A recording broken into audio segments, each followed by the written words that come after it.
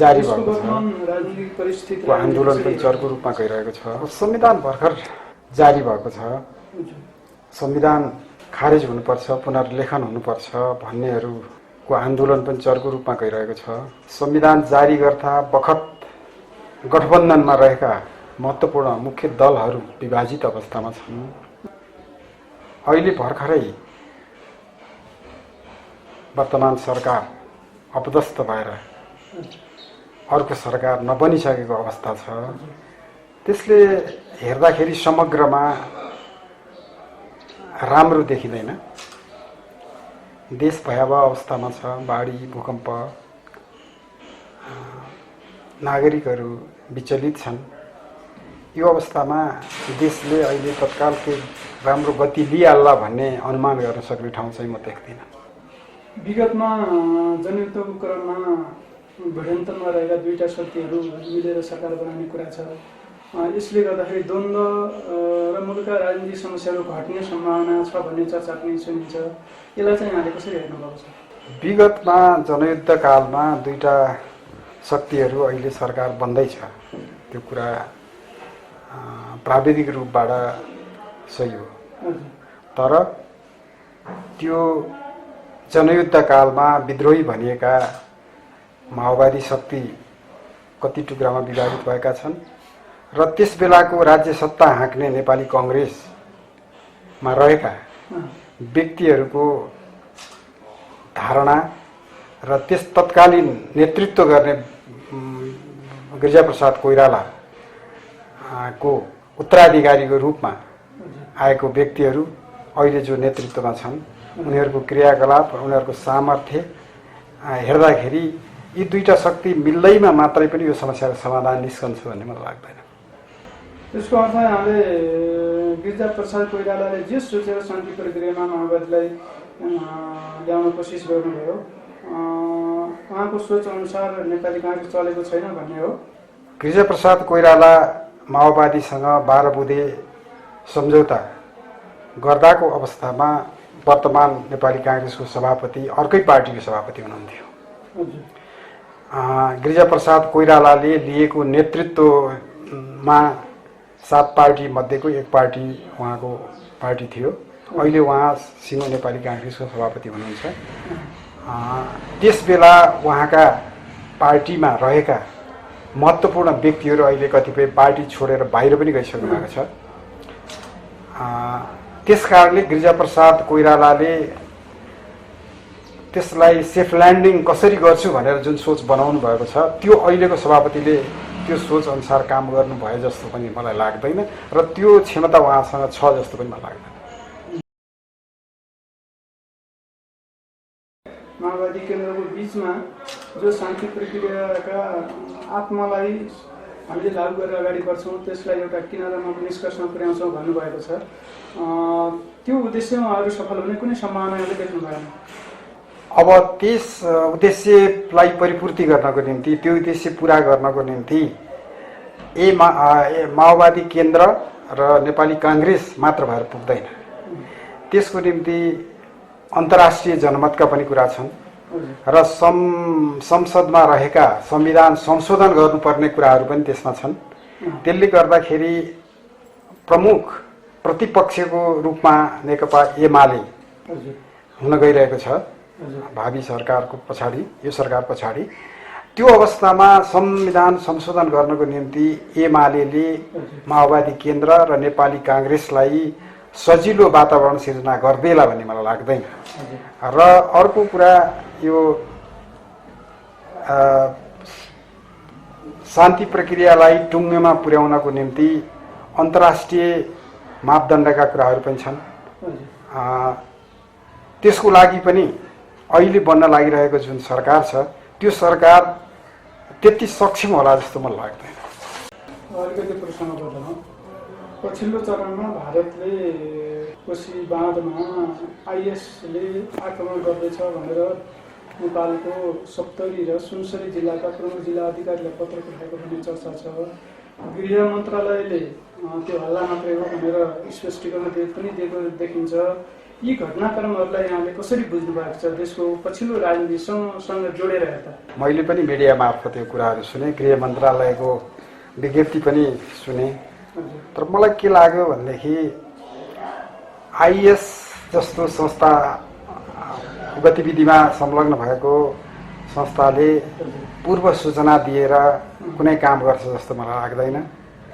यदि त्यो कसैले त्यस्तो सुराकी मार्फत पत्ता लगायो भने पनि एउटा देशको प्रदेशको सरकारले अर्को देशसँग गर्ने व्यवहार त्यसको केन्द्रीय सरकारसँग गर्नुपर्नेमा सिधै त्यहाँको जिल्ला स्तरको प्रमुख जिल्ला अधिकारीलाई चिठी लेखिएको छ।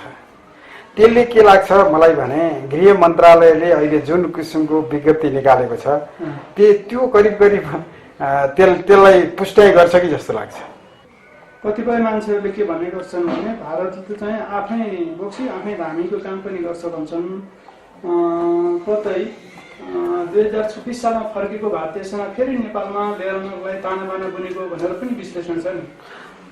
अब त्यति नै एउटा चिठी लेखेर हल्ला फिजाएको भरले अर्को देशमा सेना ल्याउन सकिन्छ भन्ने कल्पना भारत जस्तो बुद्धिजीवीहरूले सञ्चालन गरेको देशको शासकले त्यही बुझाइ गर्यो होला भन्ने मलाई लाग्दैन। तर भारत कुनै पनि शक्ति राष्ट्रहरूले कमजोरमाथि खेल्ने खेल अन्तर्गत त त्यो पनि पर्छ।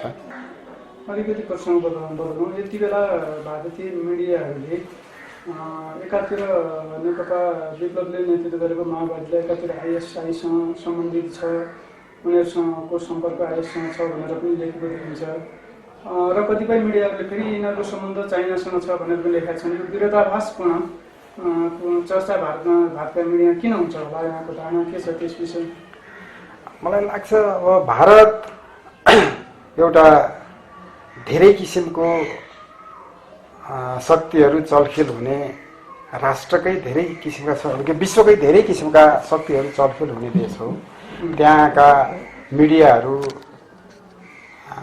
ले कसरी गर्छन् त्यो हामी जस्तो म जस्तो एउटा सामान्य मान्छेले अनुमान गर्न सक्ने अवस्था होइन। तर नेपालमा रहेको अहिले जुन माओवादीबाट विद्रोह गरेर निक्लेको विप्लव समूह उसको क्रियाकलापलाई आफू अनुकूल व्याख्या गर्ने योजना अन्तर्गत कसैले चाइनाद्वारा सञ्चालित देख्यो होला, कसैले आइएसद्वारा सञ्चालित देख्यो होला, कसैले भारतद्वारा पनि सञ्चालित देखेको भन्ने पनि छन्। त्यसैले मलाई त्यो लाग्दैन कि नेपाल यस्तो देश छ कि जहाँ भारत बेष्टित देश हो, तीनतिर खुला बोर्डर रहेको भारतले घेरिएको भूमिले घेरिएको छ भने एकातिर चाइनाको साइडमा जो एउटा ठुलो पर्खाल छ। यो देशभित्र राजनीतिक जनताको माझमा गर्ने शक्तिहरू, जनता प्रत्यक्ष रूपबाट जनताको सम्पर्कमा रहेर राजनीति गर्ने शक्तिहरू अर्को त्यो भूमिभन्दा टाढा रहेको शक्तिले परिचालन गरेको छ भन्ने अनुमान नै व्यर्थ जस्तो लाग्छ। केपी अलिकति प्रश्न गरौँ। केपी ओली सरकारले चीनसँग गरेका सम्झौताहरू हटाउन पर्यो भनेर पनि चर्चा छ। यहाँको विचारमा के चीनसँग भएका सम्झौताहरू सरकारले लागू गर्ने सम्भावना छ?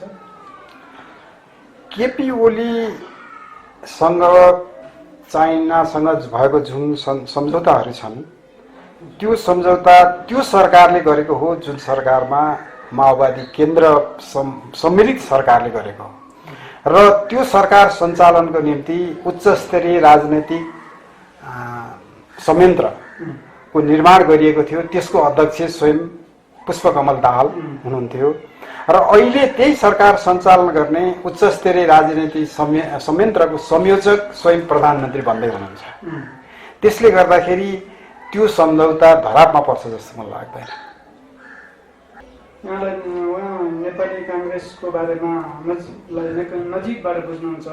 लामो समय नेपाली काङ्ग्रेसमा क्रियाशील पनि हुनुभएको छ।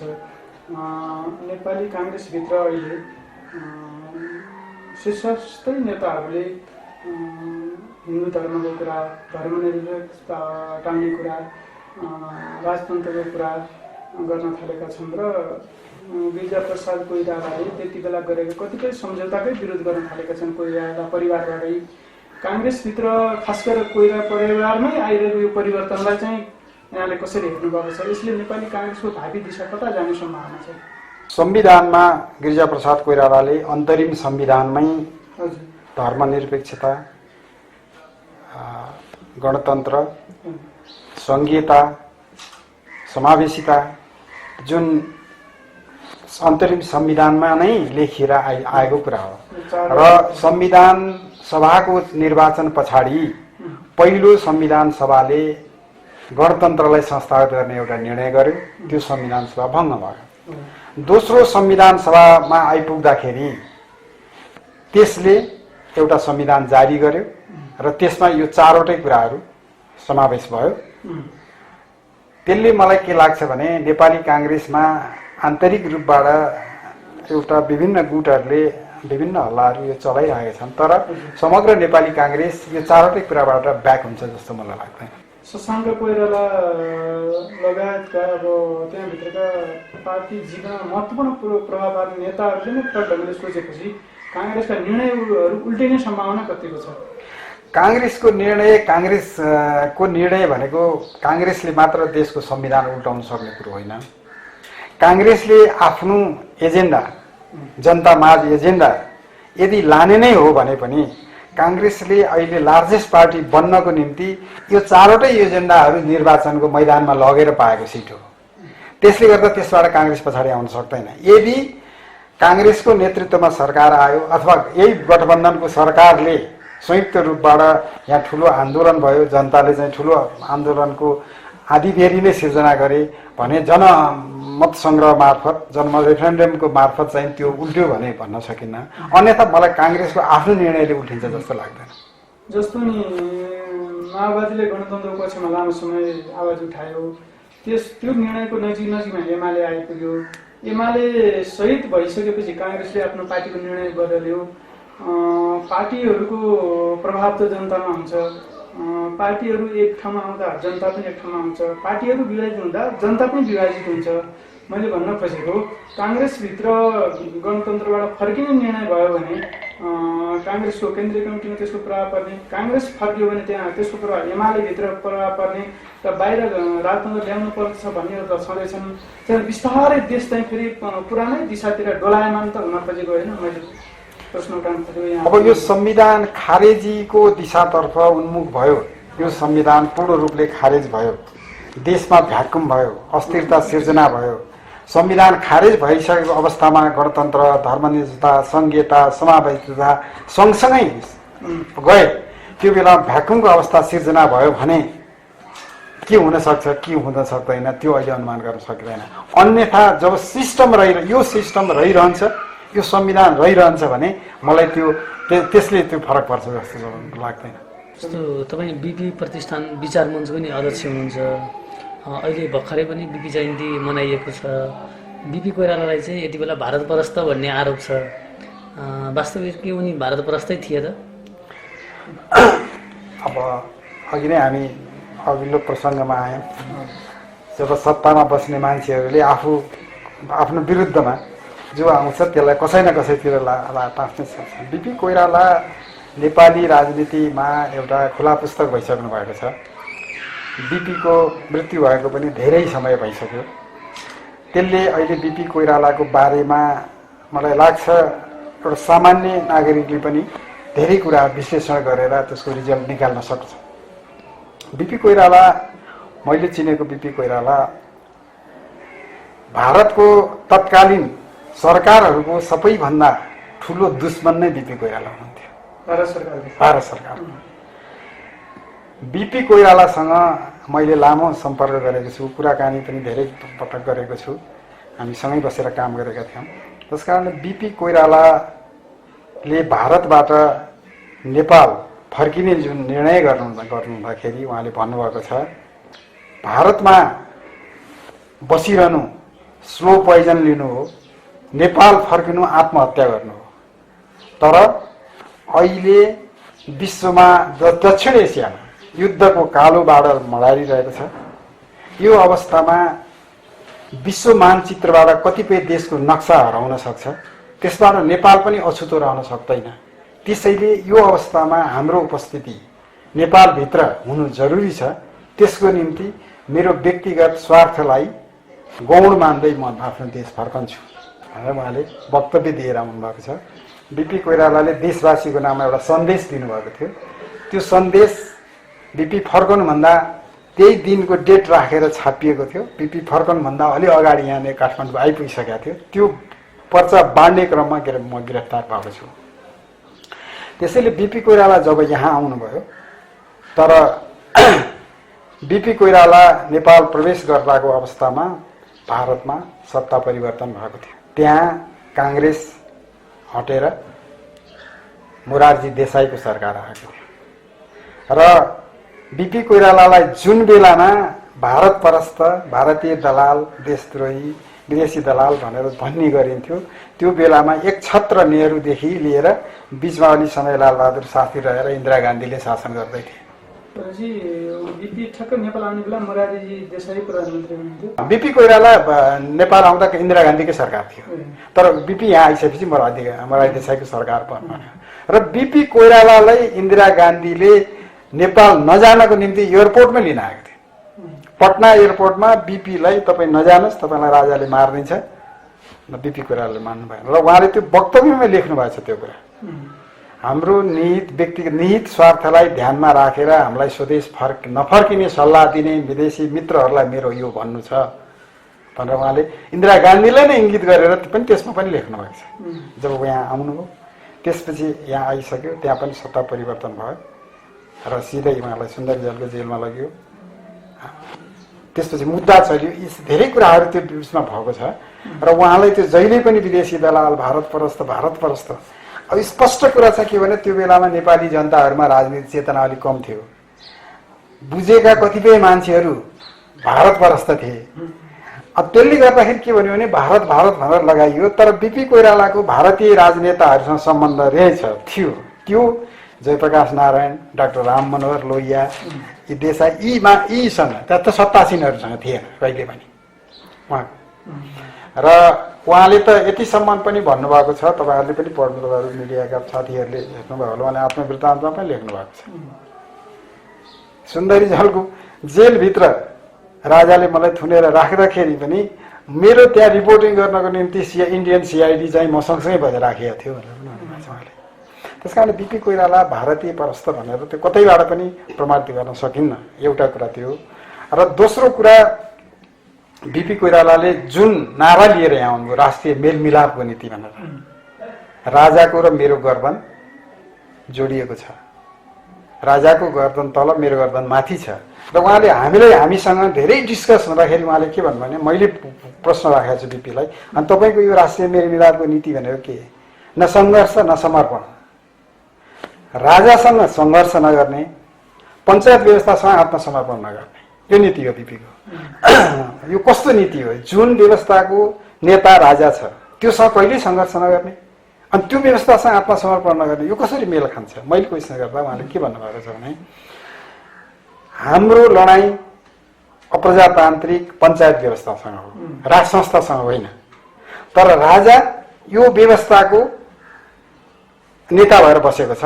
हाम्रो अहिलेको काम यो व्यवस्थाको नेता हुनबाट राजालाई हटाउने हो र व्यवस्थालाई समाप्त गर्ने हो भनेर भन्नु उहाँले। भन्दा धेरै डिस्कस पछाडि उहाँले लास्टमा के भन्नुभयो भनेदेखि यो देश पञ्चायतको बारेमा भन्नुभयो। पञ्चायत तपाईँहरूले राजाको व्यवस्था ठान्नु भएको होला, तर पञ्चायत राजाको पक्षमा छैन, पञ्चायत राजाले ल्याएको पनि होइन, पञ्चायत भारतबाट आयातित हो। र अहिले पनि भारतमा हेर्नुहोस् सबै ठाउँ पञ्चायत भारतबाट आयातित व्यवस्था हो। यो व्यवस्थाको राजालाई जबरजस्ती नेता बनाइएको छ। तपाईँ अहिले मैसँग कुरामा तपाईँले के भन्नुभएको छ भने अहिले 14वटा अञ्चलाधीश छन् यो देशमा, 14वटा अञ्चलाधीशमा 10वटा अञ्चलाधीश राजा विरोधी छन्। 4 जना उहाँले नाम लिनुभएको छ, यी 4 जना मान्छे मात्र राजाका मान्छेहरू हुन्, यी 10 जना मान्छे राजा विरोधी हुन् जो पञ्चायतले नियुक्ति गरेको छ। त्यसकारण तपाईँहरू ठान्नुहुन्छ पञ्चायत राजाले ल्याएको, तर पञ्चायत र राजा भनेको अलग वस्तु। त्यसकारण पञ्चायत हामीले सिद्ध्याउनु पर्छ, राज संस्था राख्नुपर्छ, त्यो राष्ट्रियताको निम्ति। त्यो घाँटी जोड्ने कुरा पनि आयो। राष्ट्रियता राष्ट्रको निम्ति राजा र हाम्रो मिलन बिन्दु एकै ठाउँ। हामी र हाम्रो पहिलो आदर्श भनेको राष्ट्रियता हो। राजा पनि उसको गद्दी हुनको निम्ति राज्य त चाहियो, राष्ट्र त चाहियो, त्यसकारण ऊ पनि राष्ट्रको पक्षपाती हुन्छ। त्यसमा उसको र हाम्रो गद्दी गाँठी जोडिएको छ। तर जहाँसम्म सिस्टमको कुरा छ उसको र हाम्रो झगडा छ। हामी राजाले को अधीनमा रहेको यो सिस्टम मान्दैनौँ। हामी बहुदलीय प्रजातान्त्रिक शासन पद्धतिका हिमायती हौँ। त्यो ल्याउनको निम्ति उसँग हाम्रो लडाइँ छ र अहिलेको पहिलो प्राथमिकता भने राष्ट्रियता बचाउने हो। त्यसकारणले यो राष्ट्र बचाउनको निम्ति उसँग हाम्रो पहिलो शर्त त्यो हो। जब राष्ट्र सुनिश्चित, राष्ट्रियताको सुनिश्चित हुन्छ तब प्रजातान्त्रिक आन्दोलनको लडाइँ राजैसँग हुने हो। यो चाहिँ बिपी कोइराला कार्यकर्तालाई कन्भिन्स गर्नुहुन्थ्यो। अब यसले अब भारतसँगको कुरा त्यहाँ उहाँले त पहिले धेरै ठाउँमा भनिसक्नु भएको छ। भारतले चाहिँ नै पञ्चायत त भारतले टिकाउन खोजिरहेको थियो। उहाँले 36 सालको जनमत सङ्ग्राममा बहुदल र निर्दलको बेलामा पनि यो धेरै ठाउँमा उठ्यो यो कुरा, धेरै ठाउँमा आए र जनमत सङ्ग्रहको घोषणा भयो। जनमत सङ्ग्रहको घोषणाको बारेमा पनि उहाँले भन्नुभयो यदि भारतमा सरकार परिवर्तन नहुँदो थियो भने त्यो यहाँ जनमत सङ्ग्रह पनि हुँदैन थियो। र पछि जनमत सङ्घको रिजल्ट कसरी आयो, उल्टो आयो भन्दा त्यो बेला फेरि सरकार परिवर्तन भइसकेको थियो। अब यसरी चाहिँ नि यो बिपी कोइरालाको बारेमा चाहिँ नि अब नेपालमा त्यो हल्ला चाहिँ त थियो, त्यो त हामीले अब विरोधकै हो। सत्याग्रह र सँगै यो चाहिँ राष्ट्रिय राजनीतिक समीकरणमा काङ्ग्रेसको नेतृत्वमा तपाईँहरूले आन्दोलन गर्नुभयो। अनि त्यसबाट परिवर्तन हुने चाहिँ जस्तो सूर्यबहादुर थापा जस्ता चाहिँ परिचित भारतीय अनुवाद चाहिँ पात्रहरू नै देशको सत्तामा सत्तासीन हुन पुगे। त्यसरी हेर्दाखेरि चाहिँ काङ्ग्रेसको नेतृत्वमा आन्दोलन गर्ने अनि त्यसको फाइदा चाहिँ फेरि भारतीय चाहिँ पक्षले लिने खालको चाहिँ घटनाक्रम पनि त घटे बिचमा। यसलाई चाहिँ कसरी लिनु? होइन, यो भएको हो। यो जस्तो कि तपाईँले कुरा उठाउनु भयो, मैले पनि यो मलाई पनि आफैले लागेको कुरो 36 सालको आन्दोलन भयो, विद्यार्थी आन्दोलन भयो, जनमत सङ्ग्रह घोषणा भयो। जनमत सङ्ग्रहको घोषणाको लगत्तै सरकार परिवर्तन भयो, सूर्यबहादुर थापा पावरमा। अब त त्यो नेपालको राजा भारतको तत्कालीन पञ्चायत व्यवस्था भारतको अधीनमा थियो। नेपालको राजाहरूलाई चाहिँ नि भारतको आधारमा चाहिँ नि शासन गर्नु थियो र उनीहरूको अनुकूलको मान्छेलाई प्रधानमन्त्री बनाइदिएपछि शासन सत्ता सुम्पिएपछि आफू सुरक्षित होइन्छ भन्ने तत्कालीन राजाहरूको बुझाइरहेछ। 36 सालको घटनाले जब सूर्यबहादुर थापा आए त्यो देखियो। सूर्यबहादुर थापाले गराएको जनमत सङ्ग्रहमा पञ्चायत जित्यो। तर पञ्चायत जितिसकेपछि भएको निर्वाचनबाट फेरि सूर्यबहादुर थापा प्रधानमन्त्री भए। त्यो पनि कुरा साँचो हो। तपाईँ जब यहाँ कुनै पनि ठुलो आन्दोलन हुन्छ त्यो आन्दोलनको परिणाम स्वरूप भारतीय इसारामा चल्ने व्यक्तिहरू यहाँको शासनमा आउँछन्। त्यो हामीले पटक पटक देखेका हौँ। तर यसलाई स्वयं बिपी कोइरालाले के भन्नुभएको छ भने आन्दोलन आफ्नो बाँ बुट्टामा उभिएर गर्नुपर्छ। आन्दोलन कसैको सहयोगबाट गरियो भने त्यसको बेनिफिट पनि तिनीहरूले लिन्छन्। त्यसकारणले हामीले आफ्नो बुट्टामा रहेर आन्दोलन गर्नुपर्छ। 36 सालको विद्यार्थी आन्दोलनलाई बिपी कोइरालाले के भन्नुभयो भने पहिला हामीले सशस्त्र विद्रोह गर्यौँ, त्यो गोली नभएको बन्दुकको आडमा गर्यौँ। अहिले यो आन्दोलन भएको छ यो बन्दुक नभएको गोलीले गरिरहेको छ। अब त्यो गोली जसको बन्दुकमा भरियो फाइदा त्यसै लिने हो, शिकार त्यसले गर्छ। अहिलेसम्म भएको नेपालको आन्दोलन 36 को जनमत सङ्ग्रह भन्नुहोस्, गराउने आन्दोलन भन्नुहोस्, 46 को आन्दोलन भन्नुहोस्, भारतको कहीँ न कहीँ प्रत्यक्ष संलग्नता देखेकै हो। 46 सालको आन्दोलनमा भारतीय नेताहरू यहाँ आएर आन्दोलनको शङ्ख घोष गरेका हुन्। चाक्सीबारी गणेशमानजीको कम्पाउन्डभित्र चन्द्रशेखर, एमजे अकबर, हरकिशन सिंह सुरजीत, एम फारूकी, यी सबै त्यहाँका राजनेताहरू, सुब्रमण्यम स्वामी, यी सबै थिए। त्यस बेला बोल्ने सीमित वक्ताहरूमध्ये म पनि एउटा वक्ता हुँ त्यो सभामा। त्यो हामीले प्रत्यक्ष देखेका हौँ। त्यो बेलामा क्रूर पञ्चायती शासन थियो। त्यो बेलामा आन्दोलनकारीहरूले भारतीय राजनेताहरूको उपस्थितिलाई ठुलो राहत महसुस गरे, आए। तर योजनाबद्ध तरिकाबाट आन्दोलनले एउटा मोड लियो र त्यसको पछाडि लगत्तै जुन सरकार गठन भयो तर त्यो भारतको अनुकूल देखिएको थिएन। कृष्ण प्रसाद भट्टराई प्रधानमन्त्री हुनुभयो। त्यो विश्वको इतिहासमा तपाईँहरू हेर्नुहोस् 14-15 वर्ष जो मान्छे जेल बसेको छ, जुन पार्टीको अध्यक्ष छ त्यही पार्टीको नेतृत्वमा आन्दोलन भएको छ, आन्दोलन सफल भएको छ, 1 वर्षभित्र संविधान निर्माण गरेर संसदको चुनाव गराएको छ। त्यो मान्छे प्रधानमन्त्री पदमा रहेर निर्वाचन भएको छ, ऊ चुनाव हारेको छ। त्यो कहीँ दुनियाँमा छैन। यसलाई हामीले कसरी हेर्यौँ भने यो परिणाम त्यही हो। त्यसपछिका घटनाक्रमले त तपाईँले अघि भने जस्तो सूर्यबहादुर थापा, लोकेन्द्र बहादुर पनि प्रधानमन्त्री हुँदै आए होइन। त्यस कारणले त्यो शक्तिले जुन किसिमको यहाँको आन्दोलनमा प्रत्यक्ष प्रभाव पार्दै यहाँको शासन सत्तामा आफ्नो बागडोर हत्याउने खेलमा प्रत्यक्ष रूपमा लागेको त स्पष्ट देखिन्छ। तर यसको मतलब यो होइन कि कुनै पनि मान्छे त्यो दलालै भएर लागेर भएको भन्ने मलाई लाग्दैन। त्यो हाम्रा कमजोरीहरूको कारणले गर्दा। यहाँनिर चाहिँ बिपीले समाजवादको कुरा गर्नुभयो। अब अहिलेको संविधानमा पनि समाजवाद शब्दको सन्दर्भमा काङ्ग्रेसकै विरुद्धबाट सबभन्दा बढी त्यसको आलोचनात्मक विषयहरू आए र समकालीन राजनीतिमा चिनियाहरूको प्रभावका कारणले बिपीले चाहिँ यो कुरालाई अगाडि सार्नुभयो जस्तो देखिन खोज्छ नि। खास समाजवाद चाहिँ काङ्ग्रेसहरूको अथवा डेमोक्रेटहरूको भन्दा पनि कम्युनिस्टहरूको चाहिँ शब्द जस्तो रूपमा चाहिँ अहिले जो आम बुझाइरहेको छ। यसमा चाहिँ बिपीले समाजवादको कुरा ल्याउनु, अवधारणा ल्याउनु चाहिँ चिनियाहरू तत्कालीन माओ सेतुङको चिनिया क्रान्तिबाट प्रभावित भएर नेपालमा पनि समाजवाद जस्तो उहाँले चाहिँ एउटा सन्दर्भमा भन्नु पनि भएको थियो। मार्क्सवादमा चाहिँ प्रजातन्त्र हुँदैन, तर मार्क्सवादमा प्रजातन्त्र मिसाइदियो भने चाहिँ त्यो समाजवाद हुन्छ भन्ने चाहिँ उहाँले त्यो तर्क नै राख्नु भएको थियो। त्यसो गर्दाखेरि चाहिँ चिनियाहरूको प्रभावबाट त्यो डेमोक्रेटमा पनि चिनिया प्रभाव परेको भन्न सकिन्छ। उहाँकै प्रश्नमा अलिकति थप्छु। बिपीलाई एक थरी भारत निकटका मिडियाहरू वा विश्लेषकहरूले चाहिँ त्यो जमानामा चिनसँग हात सम्पर्क बढाउने एकजना काङ्ग्रेसभित्रको अनपेक्षित नेताको रूपमा पनि बुझ्छन्। बिपी कोइराला र कम्युनिस्ट बिपी कोइराला स्वयंले के भन्नुभएको छ भने म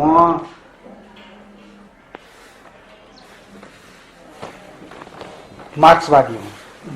अझ नेपालको सन्दर्भमा उहाँले भन्दा सबैभन्दा ठुलो मार्क्सवादी नेपालमा कोही छ भने त्यो म हुँ भन्नुभएको छ।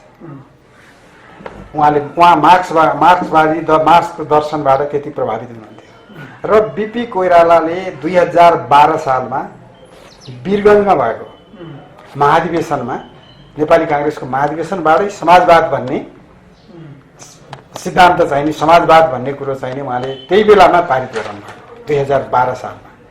बिपी कोइराला चीनमा भ्रमण गर्नुभएको 2016 सालमा। उहाँले 12 सालमा नै त्यो नेपाली काङ्ग्रेसको विधानमा नै समाजवाद शब्द उल्लेख गरिसक्नु भएको छ। त्यसले गर्दा त्यो भन्नु र जहाँसम्म यो अनिल सरले मलाई के भन्नुभएको थियो, यो बिपीलाई चाहिँ कतिपयले भारत त त्यति बेला चीनसँग सम्बन्ध होस् नेपाल भन्ने पटक्कै चाहन्थ्यो। चीनको भ्रमण गर्नु, चीनसँगको द्वितीय सम्बन्ध अगाडि बढाउनुका कारण पनि भारत चिडियो भन्ने त्यो पनि सँगसँगै छ। त्यो भन्दा पनि ठुलो भारतले बिपीबाट त्यो अपेक्षै गरेको थियो। त्यो भन्दा पनि अर्को कुरो छ। तपाईँले त्यो कुरा गर्नुभयो। त्यो भन्दा पनि भारतको सँग भएको जुन सन्धि सम्झौताहरू छन् त्यसमा उल्लेख गरेको कुरालाई पनि भारतले लत्याउनु भएको छ भन्ने भारतको आरोप छ। त्यो के हो भने उहाँ भारत बाहेक नेपालमा अन्य देशको दूतावास खोल्नको निम्ति भारतको स्वीकृति लिनुपर्ने छ। यो भारत यो चाहन्थ्यो र बिपी कोइरालाले इजरायलको दूतावास खोल्ने स्वीकृति दिनुभयो। यहाँ इजरायलको दूतावास खुल्यो। भारतले सबभन्दा ठुलो आफूमाथि बिपी कोइरालाबाट भएको अन्याय त्यसलाई महसुस गर्यो। र चीनसँगको जहाँसम्म चीनसँगको कुरो छ, मलाई लाग्दैन कि त्यस तत्कालीन अवस्थामा भारत पनि भर्खर स्वतन्त्र भएको देश थियो अङ्ग्रेजहरूबाट। तर 7 सालमा 4 सालमा स्वतन्त्र भएको भारत थियो, 7 सालमा स्वतन्त्र भएको नेपाल थियो। भएको अर्को 5, 7, 8, 10 वर्षको अन्तरालमै चीनसँग त्यत्रो ठुलो सम्बन्ध राखेकोमा भारत चिडिएको हुनु पर्दैन भन्ने मलाई लाग्छ। र बिपी कोइरालाले चीनमा गएर जुन किसिमको माओ त्से-तुङ र चाउ एन लाईसँग जुन किसिमको व्यवहार काम कारबाही जुन सम्झौताहरू गर्नुभएको थियो त्यो भारतलाई प्रत्यक्ष रूपबाट असर पर्ने खालको पनि थिएन। उहाँले चाउ एन लाईले सँग भएको कुराकानीको बारेमा त ओपन पनि गर्नुभएको छ हैन, भारतसँग तपाईँहरू यसो गर्नुहोस्, हामी जसो गर्नु, भारत तपाईँहरूको नजिक निकटता हो, हामीसँग गरेर के आदि धेरै कुराहरू पनि छन्। त्यसले मलाई त्यो चीनसँगको कुरा भन्दा भारत चाहिँ नि बिपी कोइरालाको व्यक्तित्व, तत्कालीन नेहरू सरकार बिपी कोइरालाको व्यक्तित्वसँग चाहिँ डराएको थियो। बिपी कोइरालाको व्यक्तित्वसँग डराएको थियो। अर्को कुरा भारतका नेहरू का प्रतिस्पर्धीहरू भारतमा जो थिए तीसँग बिपी कोइरालाको ज्यादा निकटता थियो। त्यसले गर्दा पनि बिपी कोइरालाको सँग चाहिँ नि भारत चिडिएको हो भन्ने चाहिँ नि मेरो बुझाइ छ। यो एउटा चर्चा पनि के सुनिन्छ भने सिक्किम विलय भएपछि इन्दिरा गान्धीले चाहिँ बिपीलाई लेन्डुक दोर्जेको जस्तो भूमिका खेलोस् अथवा आफूले जे भनौँ त्यो मानोस् भन्ने खालको अपेक्षा थियो। बिपी चाहिँ त्यो सुन्न पनि चाहनुहुन्थेन, जसै कारणले इन्दिरा गान्धीसँग दूरी बढ्यो भन्ने पनि चर्चा सुनिन्छ। यसमा कतिको सत्यता देख्नुहुन्छ तपाईँ उहाँसँग नजिक भएको हुनाले? जनसमुदायमा कतिपय बौद्धिक क्षेत्रमा, कतिपय चाहिँ बजारमा अथवा नागरिकमा बसेका चर्चाहरू पनि तपाईँ जस्तो बिपीसँग नजिक भएका पाठकहरूले चाहिँ बुझ्न पाउनुपर्छ भन्ने मेरो चाहिँ आशय हो। सिक्किमको जो विलय भयो, सिक्किमको विलय भइसकेपछि बिपी कोइराला सिक्किम विलयपछि धेरै चिन्तित हुनुहुन्थ्यो र त्यसपछि नै उहाँले चाहिँ नि 36 सालमा त जनमत सङ्ग्रहको बेलामा एउटा स्लोगान नै बनाउनु भएको थियो।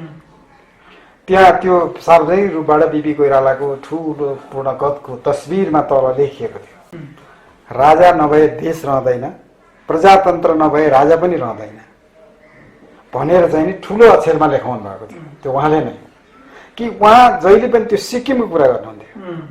सिक्किम उहाँ सिक्किम जानुभएको रहेछ। सिक्किम जाँदाखेरि सिक्किमका जनताहरूसँग भेटेको कुरा हामीलाई सुनाउनुहुन्थ्यो। मलाई जाँदाखेरि त्यहाँका जनताहरूले भने हामीले राजा हटायौँ आन्दोलन गरेर, तर राजा के गएको थियो, राजा सँगसँगै हाम्रो देश पनि गयो। उनीहरू एकदम चिन्तित छन्।